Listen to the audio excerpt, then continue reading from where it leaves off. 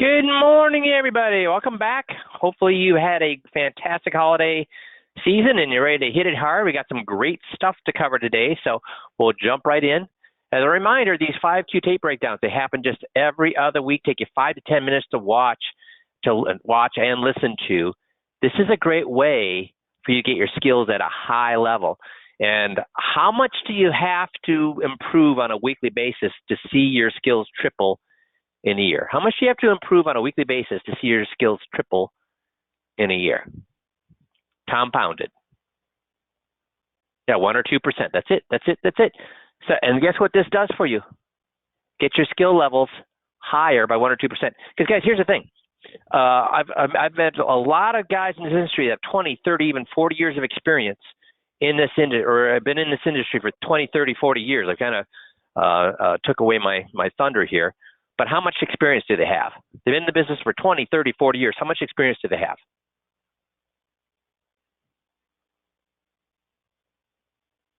No, Nick says lots. I'm going to disagree with Nick. They have no experience. Why? Why do they have no experience? Why do they have 2 or 3 years experience instead of 20, 30, 40 years experience? Got 2 or 3 years experience. Why?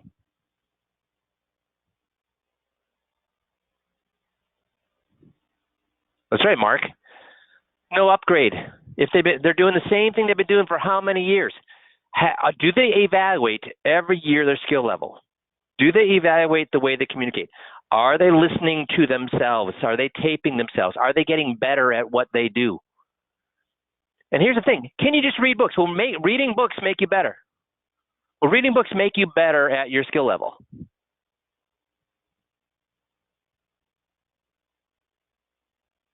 Well, listen to audio books make you better skill level. Well, listen to podcasts make you better skill level. Well, being on these coaching calls make you better. No, you're right. Everybody, Larry says no. Howard says no. Exactly, exactly, exactly. What makes you better?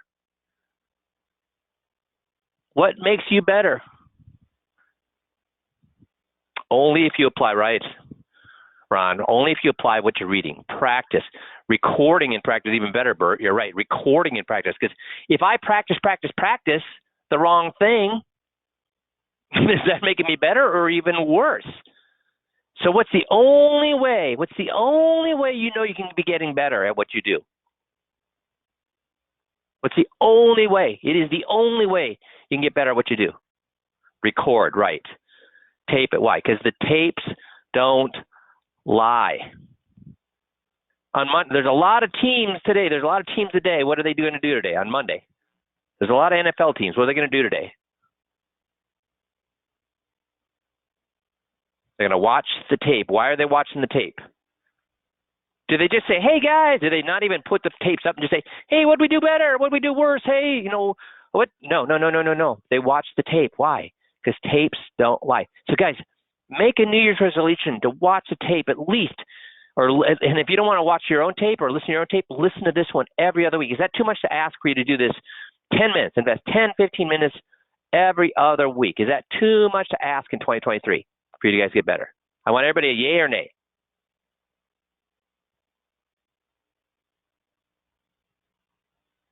Super. Coolio. Well, I want to thank Artie. Artie sent us a great article from Priceonomics, What It's Like to Be Declared Dead by the Government. It has a great chart here. False deaths per 100,000 in population per state. That's a great chart. But more importantly, it says in March 2015, 7 years after being, this is an example of what can happen. 7 years after being declared dead via keystroke error by the Social Security Administration, Judy Rivers stood before the Senate Committee on Homeland Security and Government Affairs and related story. I could never imagine I would reach the point of hopelessness, homelessness, loss of reputation, credibility, unable to obtain a job, an apartment, a student loan, or even a cell phone, suspected as an identity thief by nearly every apartment manager or human resource director I encountered became a way of life. Each time I got into my car, I was panic-stricken. The police would stop me and I would have to try to prove my identity. After her bank froze her checking account, Rivers found herself in a state of financial destitution. Even so, things could have potentially ended up much worse for her. For many in a similar predicament, the consequences of being legally dead are even graver. Guys, is this a small thing or a big thing that we're helping our clients with? Is this a small thing or a big thing that we're helping our clients with to make sure that they can have somebody who's going to, it's a huge thing. And also in the article was a great graphic. What happens to a person when they're falsely declared dead by the government? Social Security number is deactivated, government or pension plan cease, disability benefits cease, Medicare coverage denied, bank 401k savings, pensions accounts, and credit cards are frozen, identity thefts of all types. Because remember, you go on the death list, charges are, and if you go on the death list, what happens? They make your Social Security number public, your birth date public, your name public. It's crazy. Charges on existing credit card accounts which you did not make, new credit card and retail established in your name, phones purchased in your name, utility accounts established in your name, medical identity theft. You receive no invoices from doctors and hospitals for services never received. You cannot open a bank, credit card, or retail account. You will not be able to rent an apartment or a home. You will not be able to obtain a job. You will have your driver's license terminated. Insurance may be terminated. Arrested for crimes committed by other people using your identity. Your identity is used by others to obtain jobs, visas, and passports. Your identity thief, guys. This is what can happen. So we've added that to, this is on the marketing, events, and then under letters, handouts, and templates, we have POA Social Security slides. There's 6 of them there. We've added this graphic or this slide to this. And these are the slides that we recommend that if you're doing, I don't care what presentation you're doing, this is something, 5 or 6 slides you could insert into that presentation to make that presentation really ring true with people and say, wow, I'm glad I came to this presentation. I've never heard of this before. I need to sit down with this guy. My guy's never covered this. So thanks again, Artie, for this is a big find here that we've added to that. So thanks, Artie. And then Jerry called last week and said he had some great news to share with us. So he's going to kind of go through how things are getting better and better. Yeah, awesome. Thanks, Mike. Hey, guys, good morning. Happy Monday to you. Let me see here. Can you see my screen here, right here, Mike? Yes. Kind of show some rates, product stuff on it. Perfect. Well, happy Monday to you guys. Things are always kind of moving around fast and furious, different companies wanting to be a little more competitive. A couple of things I wanted to go over with you guys. But first, some of you guys maybe have seen this chart before. This was a really awesome piece that Missy put together on one of the coaching calls a little bit while back that Mike showed you guys, and we updated it too. But it's a really powerful piece. If you guys want a copy of it, feel free to ask us for us. We're just kind of comparing a couple of different things here. So we have it's a 20-year period from 2000 to 2022. I think that's just a good place to start here. But we're starting with $100,000. And the first column here is the S&P 500. So just the straight S&P 500 starting with $100,000. And you can see how that would have, kind of been affected based on the returns of the market over that period of time. And there's no fee involved in that. And then the next column here is the S&P 500 with a fee. So the reason why I kind of wanted to have both of them there for you too as well is a lot of times people bring up and say, hey, Jerry, the S&P 500, does that include the dividends?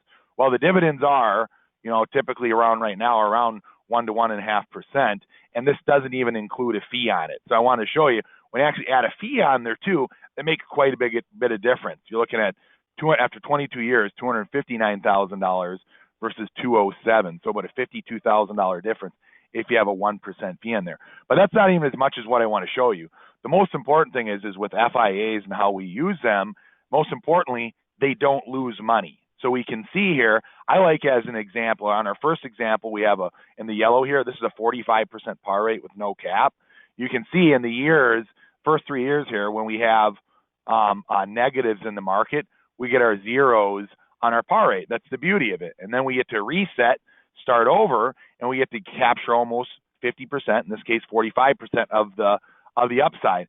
And I just think it's a great example to be able to kind of show here at the end of 22 years, here in the yellow, we have $289,000 in our annuity. And I just think it's phenomenal, and this always kind of blows my mind here with this. We have these products that are so great for our clients where they can't lose any money. And the bonus on it, to me, the bonus on this is is the fact that, hey, look, over this 22-year period here, and there's a lot of different periods, it actually beat out the market.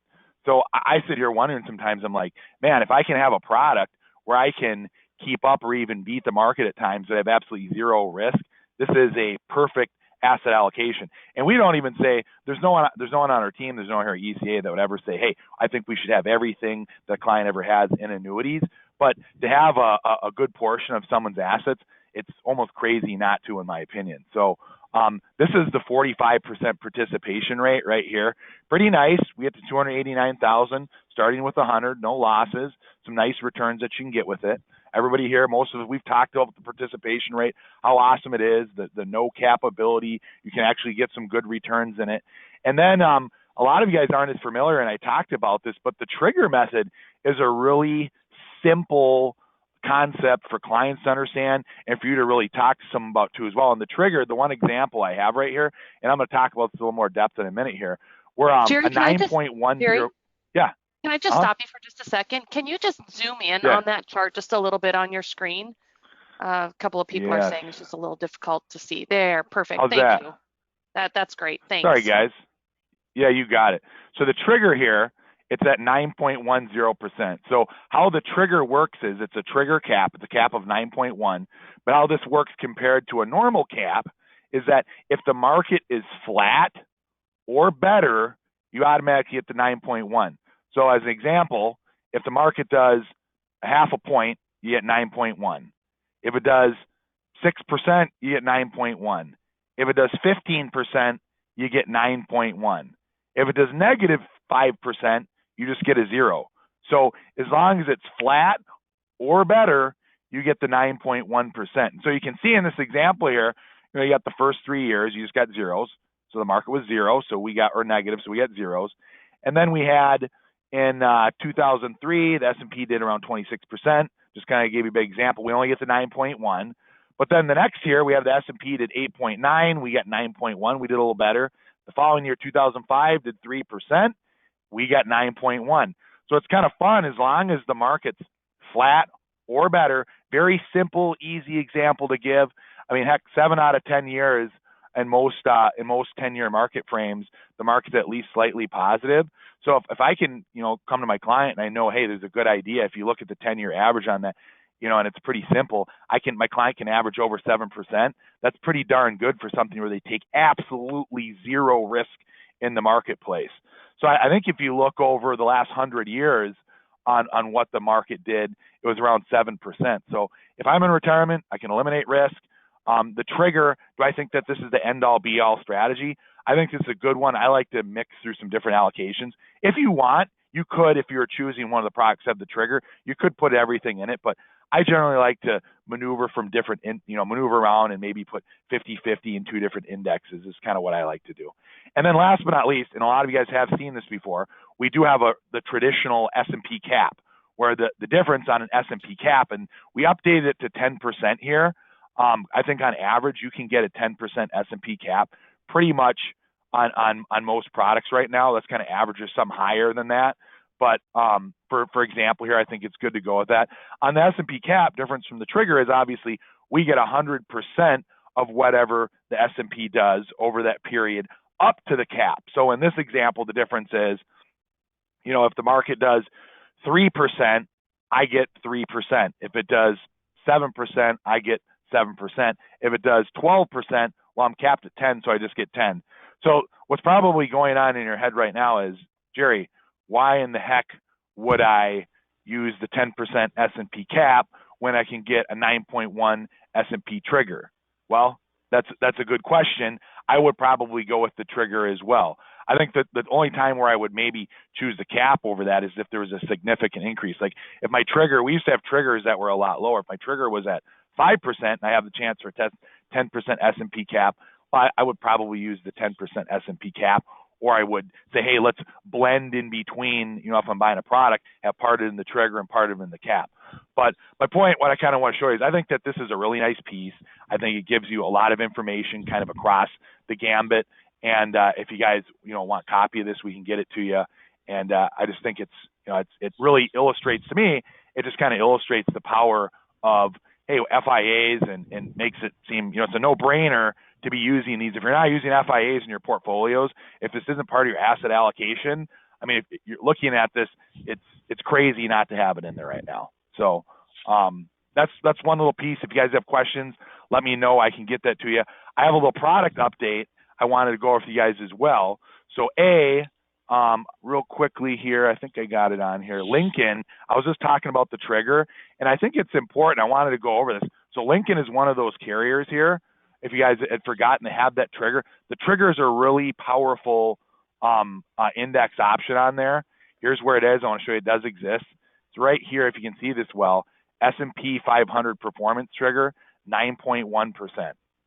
So this is on the Lincoln OptiBlend 10 product. It's a 10-year surrender charge product. It's available in pretty much every city, every state. They got a great fixed rate on the product of 4.6. Lincoln's an A plus. Let's see here. They're A plus rated carrier. Right till age 80. There's a couple other. Global Atlantic has the trigger method on it too as well, and Delaware Life. However, Lincoln has the highest trigger right now, just to give you guys a heads up on it. And they got a handful of other great strategies on here, but I just want to remind everybody, if you forgot, Lincoln trigger method, 9.1% on it. And they've been a great carrier when it comes to renewal rates. And kind of one real quick, I have one more product update that I think is really exciting. When it comes to renewal rates, I've had some people ask, they're wondering like, hey, we got these caps up at 10%, 12%, right in this range, or participation rates, whatnot. Right now, the cap rates are phenomenal. I mean, they're just through the roof. And with some of the carriers, we still haven't seen the days of the higher participation rates. Like Lincoln's up here, they're at 40, which 40 is pretty good. 40, 45, that's a pretty darn good participation rate. But where caps are, it's pretty amazing what we can get for some return. And what I wanted to kind of go over with you guys, it's the interest rate environment that we're in right now. It's not like all of a sudden a year from now, interest rates are going to, if they drop, let's say, all of a sudden our caps and rates would go down, because when carriers create an annuity, those annuity products are tied to the interest rates that they're purchasing their treasuries and bonds on in that moment. So they have that fixed rate of return that they're getting from their investments that are tied from the annuities. So it's not like all of a sudden, hey, things are beautiful right now, all of a sudden they're going to just torch the rates in the next 2-3 years if it went down. They are tied to it, and they're independent from the new interest rates from the future. If there's any reduction in rates that happen, that's simply a move by the carrier because they're trying to get a little more rate at that time, or it's just built into their strategy. And many carriers have started to learn that they want to try and have better renewal rates as much as they possibly can, just because it feeds business and credibility and whatnot. The other factor that goes in with renewal rates, which is one carriers have zero control over, is the cost of buying options. And that just happens to go up and down based on the volatility in the marketplace. So but there's certain strategies they can price out better at different times, whereas caps, when things are really volatile, they can get really high caps still. They can still do that. Participation rates that are no cap, those are a little bit harder to price. So, some of the carriers are on a show. It's not like I just want to let you know, it's not like you're going to get into a trigger at 9.1 and then in 2 years it's going to be down to 5%, just to give you guys a heads up on that. Lastly, last but not least, what I wanted to go over because it's blowing my mind, it's so awesome, and they've been a competitive partner of ours. Let me just move something here quick. Is Silac. A lot of you guys have used Silac. They just did a out of this world. They've kind of laid in the weeds for the last 6 months. They haven't tried to be overly aggressive. They haven't raised caps and rates as much. They've been kind of just waiting, seeing. Business has been good, and they've always, the last 4 years, they've been just a big time a leader in the industry in terms of the rates and what they can do out there. They finally made a rate increase here and decided they want to adjust to the marketplace where they're at, and they're here with a bang. And I'll talk about renewal rates with them in a minute because I think it could come up and I want to chat it. The Denali 10, a lot of you guys are familiar with the Denali product from Silac right here. The Denali 10, it's not available in every state, but it's available in almost every state out there. Almost every, short of New York and California. I think it's available in every state. This is outrageous. I just got to go over this. They have a 1 year S&P 500 annual point to point. The cap is 15%. 15%. That's absolutely ridiculous. What you can get there with a 15% cap. Right now, compared to a par rate, I mean, you look here, they have a S&P par rate of 55%. I think 15% cap is kind of the way to go, because on a 55 par rate, you need the market to probably do over 30 to be able to get that 15%. So 15% S&P cap, 4.5% monthly point to point. You may ask yourself, say, hey, I don't think the market's going to do great that year, and none of us have crystal balls, and we really don't know. But if you're saying, hey, well, I maybe it'd be nice if I could get some fixed interest next year, because I think 2023 is horrible. If you want to play that game, well, look, they do have a 5.5% fixed rate in the account. So if you want to slide a little over there just to kind of hedge, you could put half your account in the fixed rate, so you get a guaranteed 2.25. If it's half in there, it's like the entire account's getting 2.25, and then the other half in the 15% cap. I mean, great. You have a 2.25 floor, and we have this giant upside on the contract. A lot of you who have used the Denali contract pay 7% comp on it. You can write till age 85 on this contract.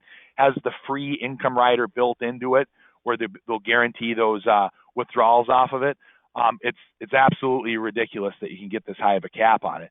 And then one other thing we've talked about too, I know we've used if we ever need a little bonus or something like that. On their bonus version of the product, the Denali Bonus 10, they give you a 7% premium bonus in most states. Some states it's 5%. You can ask me for your state specific, what you want to know there, which state gets what bonus. But for a bonus product, they have a 12% S&P cap on it. 12%. Plus we have a 5% premium bonus, and they do have a 5% fixed rate on it. So you could, hypothetically, 5% premium bonus, I could put the contract in the fixed rate, I'd have a guaranteed return of 10% year one on it. Pretty ridiculous. So, guys, great options. Silac just made this announcement. They just raised their rates. They got the best rates out there. They're a reasonable carrier to deal with. I wanted to let you guys know about this. Like we said on our sheet that we put out there, we only put a 10% cap. But there are some options like this one here. We can get an even better rate. And if your clients love it at 10%, well, then they're not going to have problems when you show them a 15%. They can get them something like that. So happy selling. I'm sure Mike's got an awesome call put together. If you guys want specific details or you want the sheet that I showed, give Matt or myself or Can you go back to that sheet? Yeah. Can you go back to absolutely. that sheet, Jerry? Yep. So couple of people have brought up, well, were these available 20 years ago? So I guess that they're thinking, was this a fair representation? I'll say, well, yes and no. Because a 9% trigger, I don't even know if there were triggers. And I don't think there was triggers back in 1999 when I was selling. But a couple of things about this. You know what there were? You know what guys, those of you who remember the late 90s, early 2000s, what was the participation rate? I had participation rates at 80% back then. So no, we don't know what's going to happen going forward. But Jerry made a great case that these, how these things work. Guys, those of you who know the FIA presentation, it's based on bond price or bond yields, and it's based on option costs. No, these are not going to be, but can I ask you a question? For those of you that asked this question, can anybody also tell me what the market's going to do next year? So everything we're doing is what? Based on what? Educated guesses. And I tell you what, you show this chart. What if instead of a trigger of 9.1, it went down to 8.5, then 8, then 7.5, then 7, then 6.5, and 6. Guess what it would have done over that contract period? It still would have what? Been better or worse than being in the market? Yeah, Bert says, this is just back testing for comparison. That's exactly right. So, as Jerry said, Jerry, obviously, with this chart, you're telling you and have coached Dan and Matt to go to everybody and say, you need to be putting all your clients' monies into equity or all your clients' monies into this, right? No, what are we saying? No, this is asset allocation, and this is for the safe portion of the asset. So you're looking at 40, 50, 60%, the amount that you put in there in safe, so that your clients, if they run into a rough time, you can take withdrawals off when the markets are down. You take withdrawals off of your off of your safe money, and when markets are up, you take withdrawals off of that. But we're not suggesting to put everything that you have in here, just a good safe portion for people that are retired. But how does this look for safe money compared to bonds, compared to CDs, compared to interest rates, guys? And remember, what does Kitces say we should have? How much should we start in a 20 or 30 year retirement? How much should we have in the market? If you want the best chance for your client to come out ahead, how much should you have in the market? If you don't know this, you need to go back. Not 50%. Yeah, very good, Howard. 20 or 30%. And then Kitces and WFO have shown that you start out at 20 or 30%, and then you move every year to what? Safer and safer, or more and more aggressive as time goes on. So you start at 20, 30% in the market, and then every year you move into more aggressive. And some of our biggest performers did this last year and had the best years they've ever had. When everybody else was losing money, they had some of the best years they ever had. Why? Because a year ago, they took not all their clients, but 80% of their clients' asset management accounts, moved it into annuities, and guess what they're doing this year? They're at 20%, 25% in guaranteed, and guess what they're doing this year? Taking a free withdrawal and doing what? Moving it back into the market. How happy are their clients that they did that? And I just read 2 research articles saying that based on, and I won't go into it's a long, dry article based on what economists and mathematicians actuaries have done, but the likelihood is this bear market could very well go for 1,000 months. That's over 3 years because of the way the Fed is tightening. So we could have a 3-year doldrums. And how happy would your clients be with this kind of possibilities, with no chance of moving back? So enough said on that. Thanks, Jerry. And Jerry, guys, you good with Jerry bringing these new updates to us on when they come up like this? Yep, everything, yes. Cool. Thanks, Jerry. Thanks, guys. You bet. Thanks, Mike. Missy, you going to move back to me? Sure am. There you go. Thank you. Show my screen.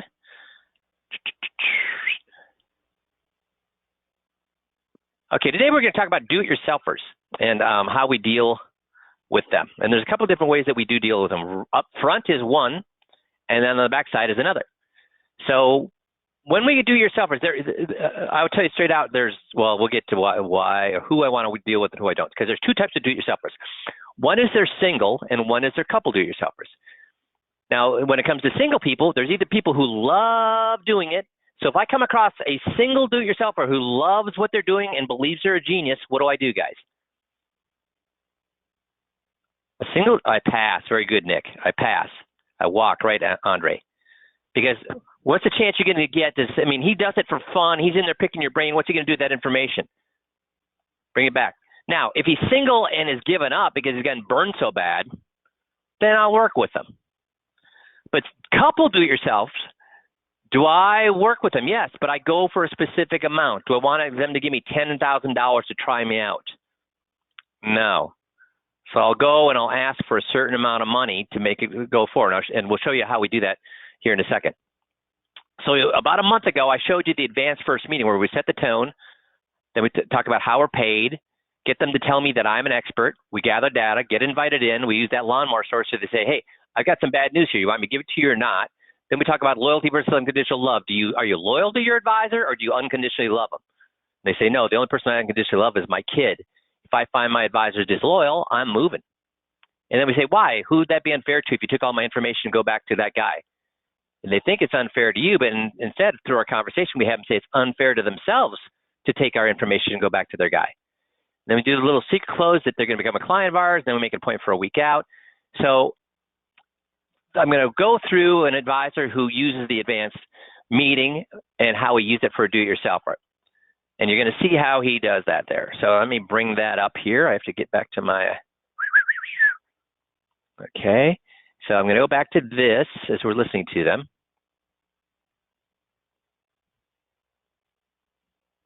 Oops. Sorry, we're going to get back to this. Or not. I'll get there. Don't worry. Patience, patience. Okay, here we go. So we're going to listen to this guy. And I'm going to make sure. I'll try this one first.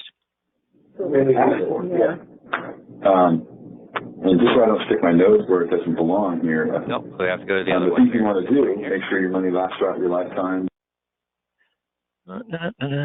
Sorry, guys. I picked the wrong one here. Because we're going to break this in. The first tape I'm going to do is I'm going to go through the beginning of how he covers the beginning here. Setting the tone. Here we go. People. Yeah. Now, would it be okay if I give you kind of a general idea what to expect for the next hour or so? Sure. Most people appreciate that. First of all, I want to answer any questions you may have had from the workshop. Of course, they have to be general in nature. I can't answer anything specific until I know more about your specific situation. And in line with that, I'd love to be able to ask you some questions just to see if anything from the workshop even applies to you or can really enhance what you've already been able to accomplish. By the way, do you mind if I take notes? I don't want to miss anything important. The other thing is, we call this kind of a courtesy meeting. So this is our thank you for taking the time to come to the workshop, taking the time to come here today. And really the way it works is about half the people that come in, we decide there's things we can do for them long term. And I get paid any number of ways based on really what we end up doing. So, help them lower their taxes or help them with their investments or long-term care insurance, whatever it may be. But quite honestly, the other half, just sitting like we're sitting here right now, they don't end up becoming clients at all. I get their questions answered, kind of shoot them off in the right direction, and then they can take care of most of those things on their own. So do you recall why he talks about the second half? He said, just like you're sitting here right now, they don't become clients. They just take the information we covered today and take it home and do it themselves. Remember why we covered that?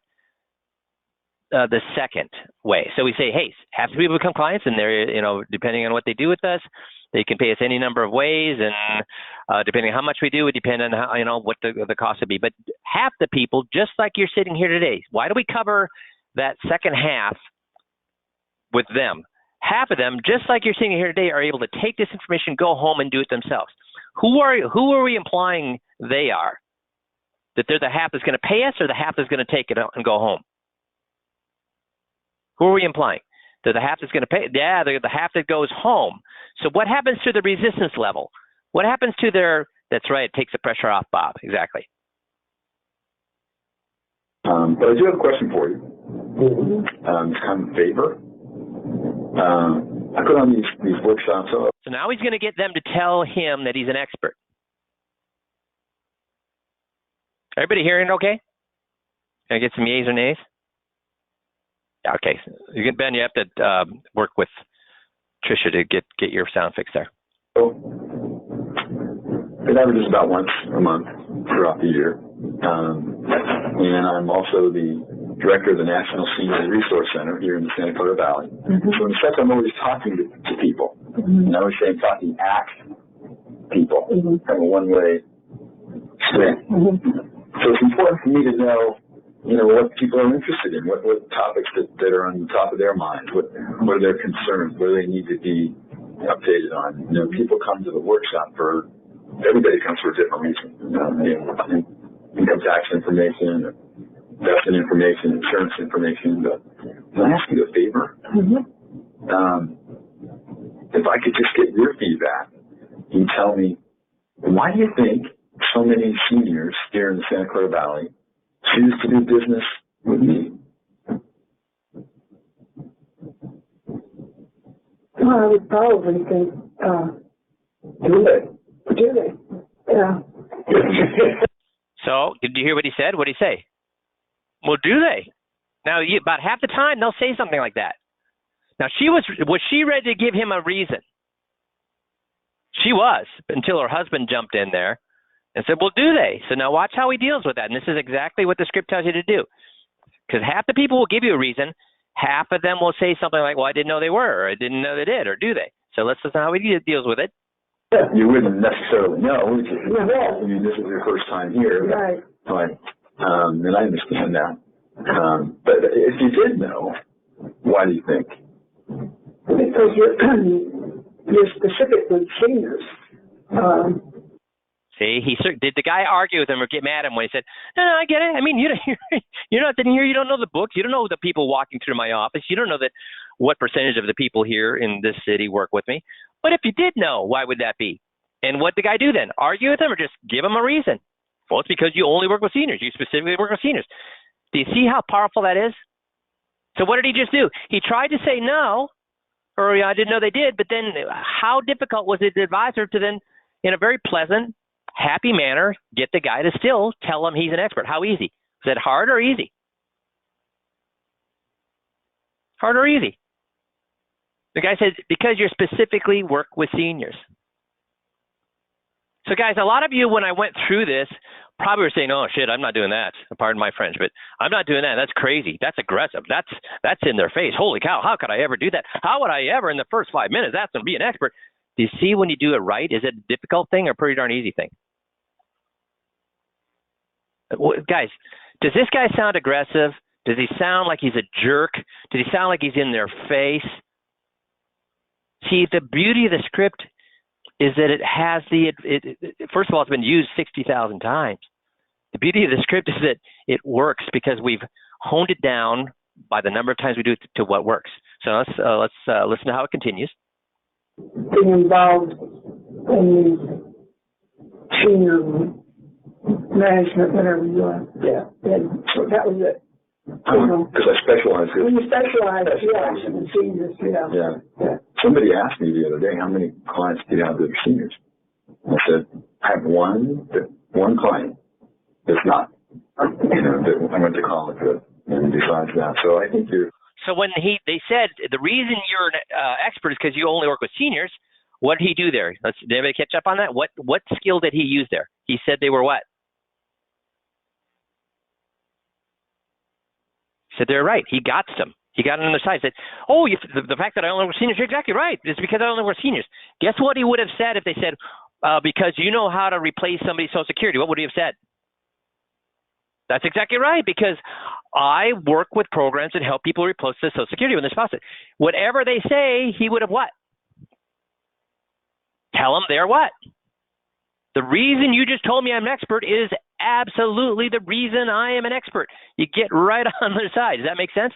And once they've said you're an expert, you said, yes, that is the reason I'm an expert. So therefore, there's what percentage chance that I'm an expert? They said, this is the reason you're an expert. You say you're an expert. And you say, yes, that is the reason I'm an expert. You're exactly right. Then what percentage of the chances everybody in the room says that we're an expert? It's 100%. That's exactly right. Powerful or not powerful? That's probably a good answer. Yeah. Thanks. Now, do you mind if I go through my little information? That's how I'm used to seeing all that. It's Paul. Mm-hmm.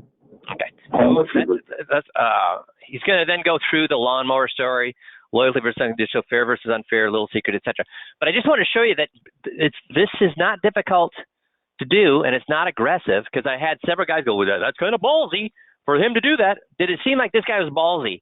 And he was aggressive, and he was like, no. We all said, no, he sounded what? Conversational, normal, that nobody got upset. So now, I do, though, want to show you how things change with a do-it-yourselfer. So we're going to listen to the end. And remember, at the end, we compliment them on how great they've done. At the end of the first meeting, with the advanced first meeting, we compliment them on how great they've done. Then now here's how it changes with do-it-yourselfers. We're going to ask, are you in competition with me? What's the real reason you came? I treat you different than other people that have brokers. I don't require all the money. I only require a certain amount of money, and the summary. So let's listen to how he does that.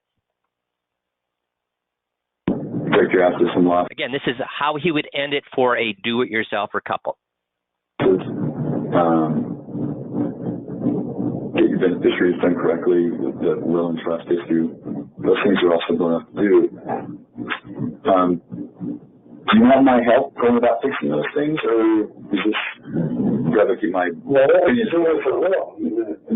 Yeah. But the probate issue is what I'd be worried about there. So, I'll have a living trust. Yeah. Mm-hmm. And make sure that those things are done. So actually, taxes, I don't know if you can cut them. I don't know because we didn't see your. Yeah. I'm guessing there's some places where you can cut those taxes on. Although that wasn't a huge concern of yours. The main concerns you had were making sure money lasts throughout your lifetime and protecting your assets from losses. And again, you've been punch for your son and the other things like that. So, do you want my help fixing those things, or is this, again, rather I keep my opinions to myself? Well, go ahead. Well, the things we want to do are the things we do for our clients all the time. It's not easy. It's not hard for me. That's easy for me. The hard part is what you folks would have to do. Okay. What will we have? You'd have to make some changes. And I don't know if are you in a position where you could make some changes if they make sense, or just more of an academic exercise type of thing? Well, since I switched to Myron already this year, over 400,000 changes don't bother me. Yeah, in general, people don't like to make changes. You've done it. Although a lot of times when somebody makes a change, they go, well. See, he's getting invited here. He's saying, again, this is advanced first meeting. He's getting invited and saying, I can do these things. I do these things all the time. The question is, are you in a position you want me to do these things? That's what he's doing right now. To that, but change. Because is change easy for most people? No. Was that a hard decision to make when you did that, or? No. No, because you wanted to make sure. I wanted it so that if something happened, she would be for me. No big deal for them. Yeah. I thought she'd have a lot more trouble dealing with Schwab. Now, did anybody hear that? I'm sorry I probably interrupted.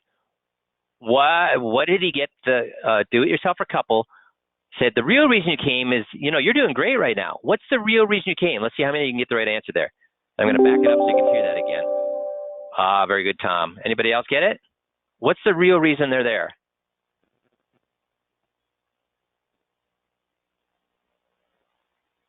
I'm going to play it back then. I only got one answer. Very good, Tom, for picking that up. So let me play back here. No. Was that a hard decision to make when you did that, or? No. No, because you wanted to make sure. I wanted it so that if something happened, she would be for me. No big deal for them. I thought she'd have a lot more trouble dealing with Schwab. The danger of that is. So what is the reason he's there? Something happens, what? Yeah, very good. Yeah. He's there that, hey, he's got his handle on things. He's doing things great. So the real reason is there's not for him, but so that if something happens to him, somebody's there to take care of her. Do you see that?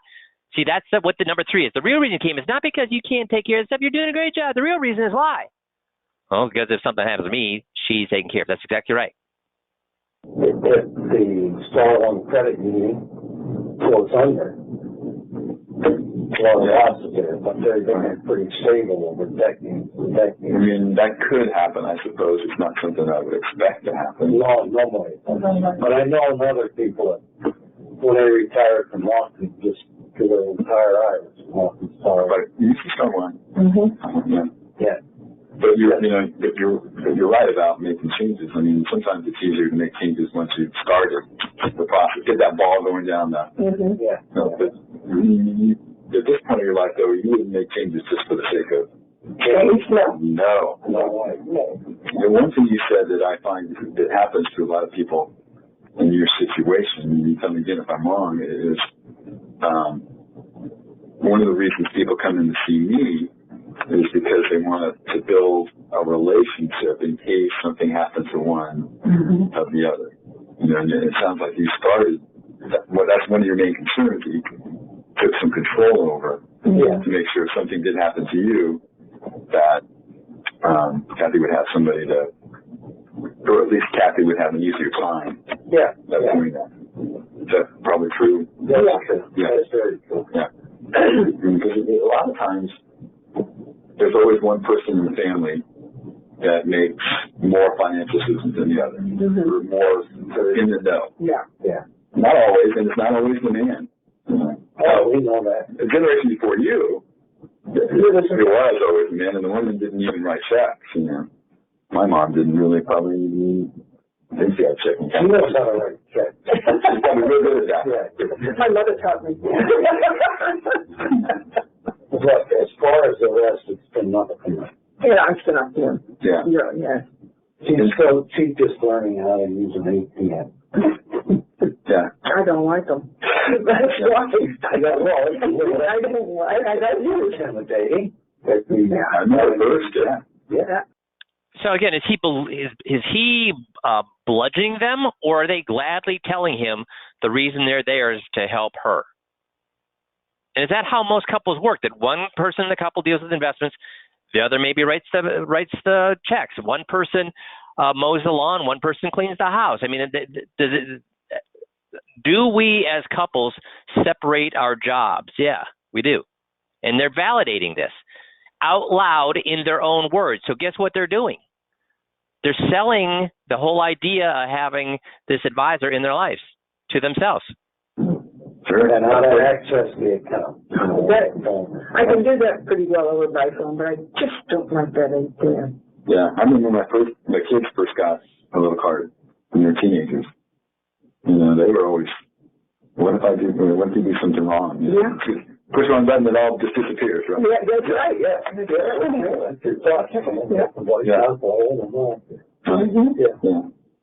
So again, any changes you might make, you want to make sure that they were in your best interest. That's right. Shoot, I barely even, when I go to a restaurant that I usually go to, I always order the same thing. I don't even know if I'm trying something different. That's what I'm going to order. Well, steak, isn't it? Yeah. They're the Michis. Michis, huh? Yeah, I mean, that's the way most people are. Yeah, we went to a restaurant on Sunday in San Francisco. I'm going to jump ahead a little bit here. He's just saying, hey, changes are hard. They have this, and she's going on and on about how great it is. Everybody loves it. It's a lot safer to stick with what we know, isn't it? Yeah. Because we know what we're, my wife had lemonade. She knew she was probably pretty safe there. So we do kind of, to make changes like that, I mean, you really have to know what it is you're doing before you make those changes. And the advantages have to outweigh the disadvantages, don't they? I was talking to the woman who was here, people here before, and they talked about how, you ever heard of Ben Franklin, the way he used to make decisions? No, my first Ben Franklin. And you might be wondering what he's doing here. He's letting people know that if he comes back with a bunch of great ideas, are they going to be forced to make the changes?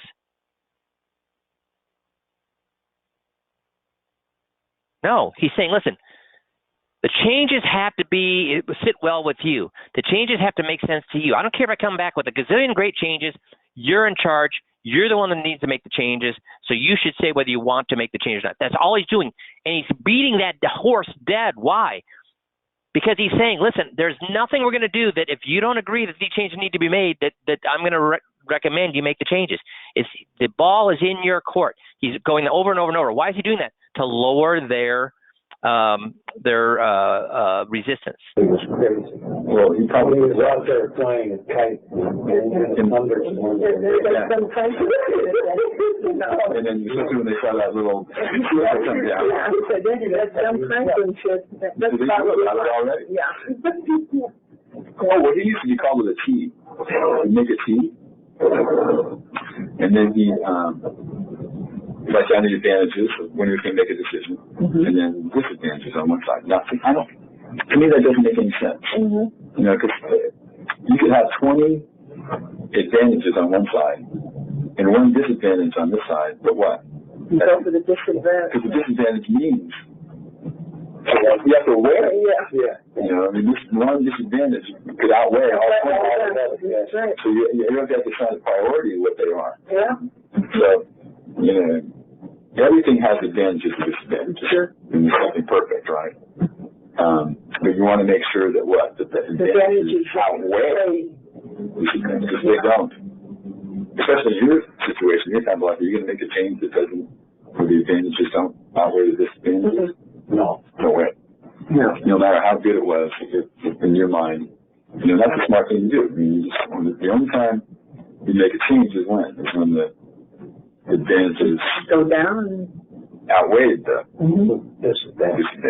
And then what would you do? If that were the case, you'd make the change. But only if that were the case. Right? Because we don't do that kind of, especially something important. Like if I have a bad meal, well, does that make me happy? No. No, but it's not going to change my life very much. No. But if you make, changes in this type of thing, it could change. Really change it. Yeah. And this is not a small decision either. No. No, it's a big decision. Well, for people in your situation, I see you to do yourself, or I treat people different in your situation. But do you get why he was saying, listen, I'm not going to expect to make any changes. And this is a big thing. A bad move here could be bad. So only if these things make sense would you move forward. He's saying, I'm on your side. I get it.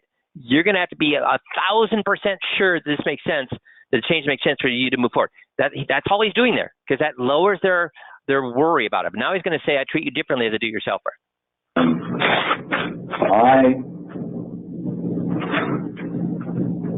People who have a broker, I require to go on and put together a plan for them. I require that they move all their money to me. Can I tell you why?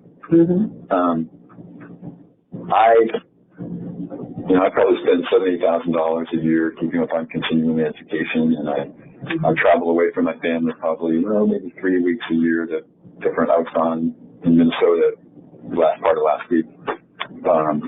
And so just trying to be up to date on what's going on so that I take care of senior issues.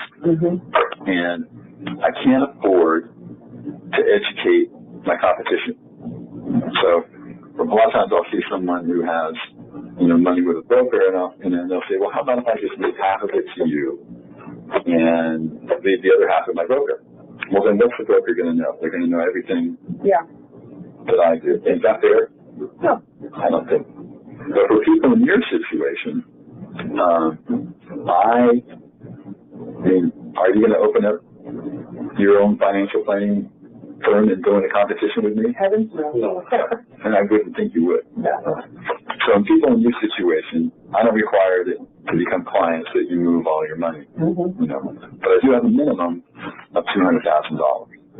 And the reason for that is for me to make my practice work and be able to take care of my clients, I set a cap of 300 clients. About halfway there.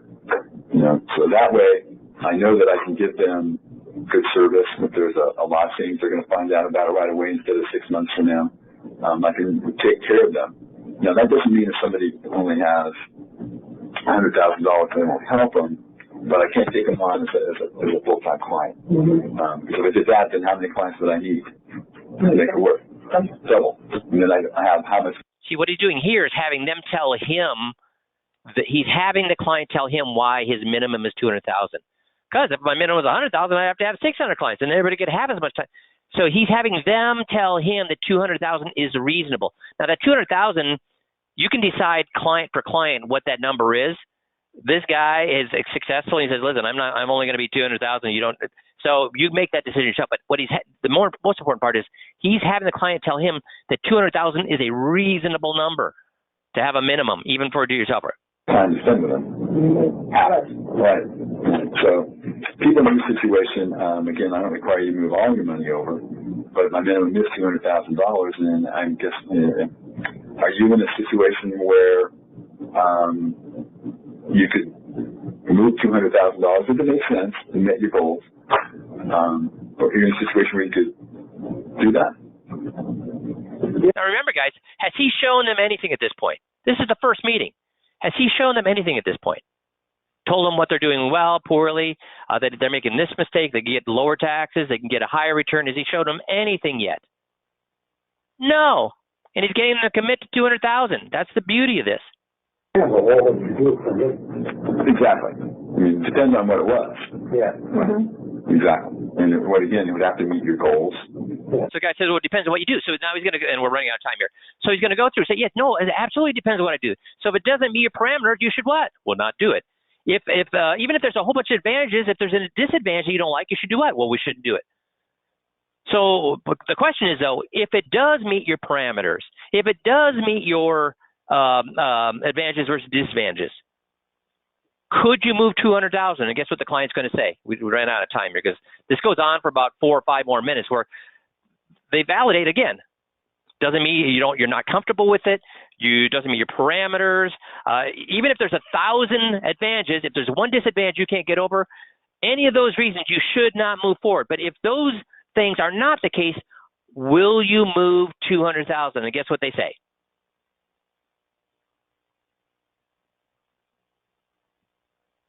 Yes. So now, because there's just 10 minutes left. So the main thing is, do you get the power of spending time in the first meeting? But again, I'm doing this. I'm doing a bait and switch here.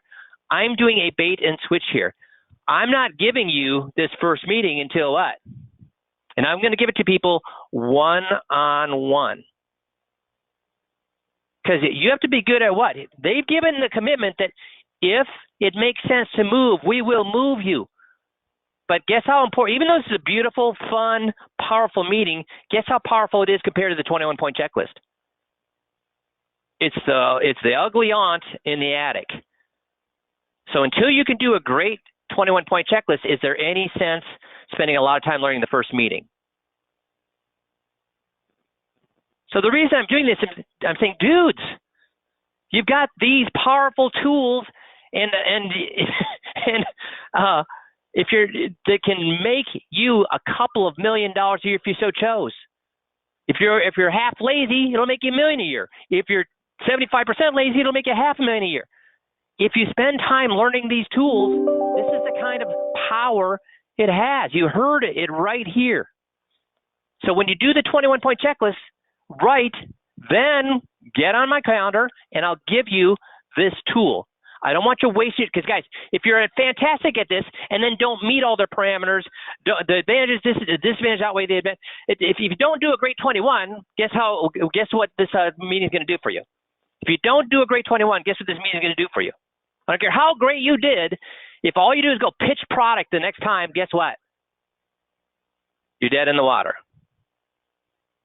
But I'm showing you that this is the kind of stuff you can get when you get good at the 21.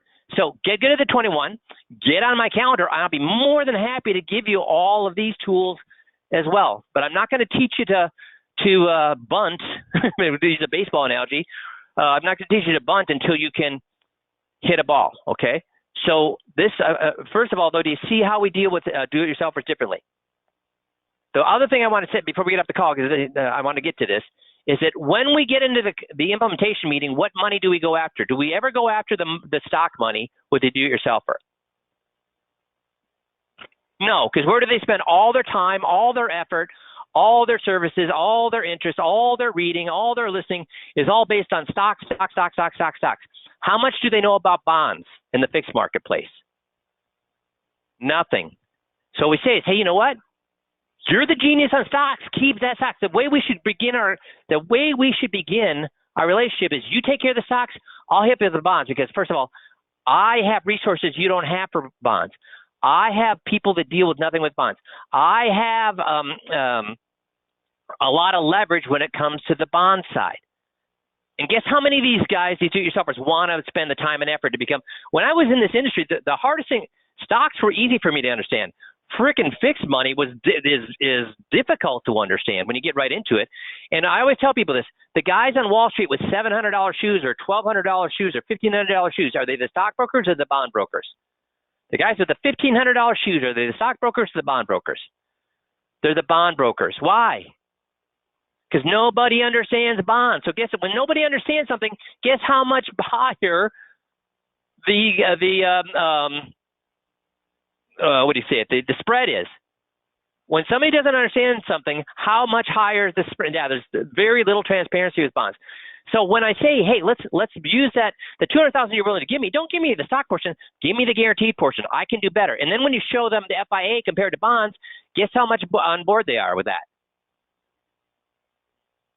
Way. Make sense? Oh, we ran a little bit over. Sorry about that. Thanks for those of you that stuck around with me.